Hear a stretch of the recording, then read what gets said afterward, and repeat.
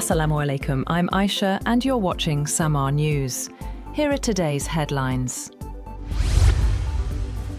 The United States Embassy in Riyadh, Saudi Arabia, has been targeted by drones, causing a minor fire at the diplomatic compound. While no casualties were reported, the attack comes amid heightened tensions following recent US-Israeli operations in the Gulf. According to the Saudi Defense Ministry, 2 drones struck the US Embassy in Riyadh, resulting in a limited fire and minor material damage to the facility. Black smoke was seen rising over the city's diplomatic quarter, home to several foreign missions.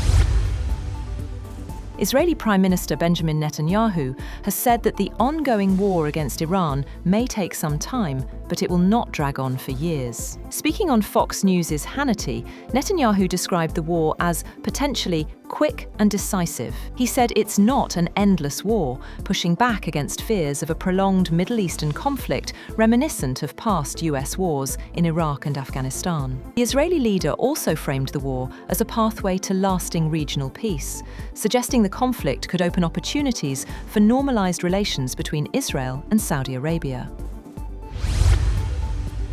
President Donald Trump says he had ordered the attack on Iran to thwart what he described as a rapidly advancing nuclear and long-range ballistic missile program. In his most detailed remarks yet, Trump said the threat from Tehran had been imminent, though he provided no evidence. He said large-scale US combat operations are continuing to destroy Iran's missile capabilities, annihilate its navy, and prevent it from obtaining a nuclear weapon.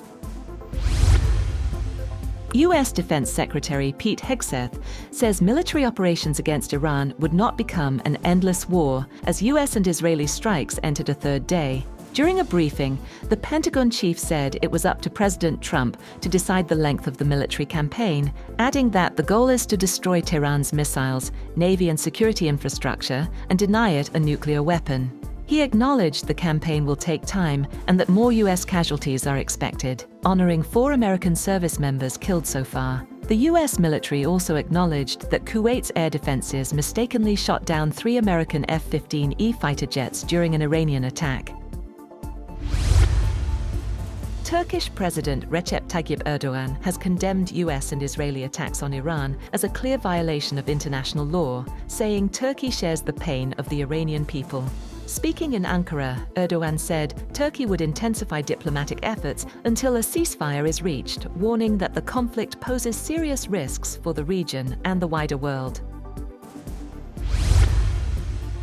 Following the killing of Iran's supreme leader, Ayatollah Ali Khamenei, senior US officials remain doubtful that US and Israeli operations will trigger near-term regime change. President Donald Trump called on Iranians to seize this moment and take back your country, but intelligence assessments question whether Iran's opposition can topple the long-standing theocratic system. Officials also noted uncertainty over whether new Iranian leaders would adopt a different approach to nuclear negotiations.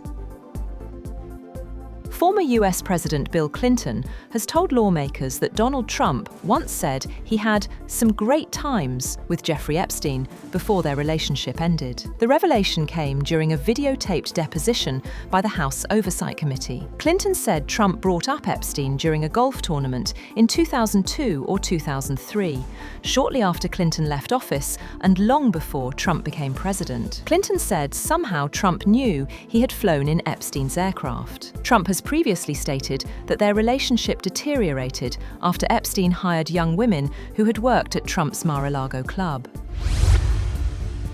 French President Emmanuel Macron has said that his country will increase the size of its nuclear arsenal and harden its deterrence model amid growing global instability. Speaking from a submarine base in Brittany, Macron warned that the world is entering a period of geopolitical upheaval with a rising risk of conflicts crossing the nuclear threshold.